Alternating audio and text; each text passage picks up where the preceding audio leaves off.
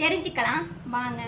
இன்னைக்கு நம்ம என்ன பார்க்க போறோம் அப்படின்னா, தமிழ்நாட்டின் பெருமையான கவிஞர் சுப்பிரமணிய பாரதியார் பற்றி பார்க்க போறோம். வாங்க பார்க்கலாம். சுப்பிரமணிய பாரதியார் டிசம்பர் 11, 1888 எட்டயபுரம் தூத்துக்குடி மாவட்டம் எட்டயபுரத்தில் பிறந்தார். இவரது பெற்றோர் சின்னசாமி ஐயர், லக்குமி அம்மாள். இவர் சிறு வயதிலேயே கவிதை மீது கொண்ட பற்று காரணமாக பாரதி என்ற பட்டம் பெற்றார். இவர் கவிஞர் மட்டுமல்ல, சிறந்த எழுத்தாளர், இதழாளர், விடுதலை போராட்ட வீரர், சமூக சீர்திருத்தவாதி.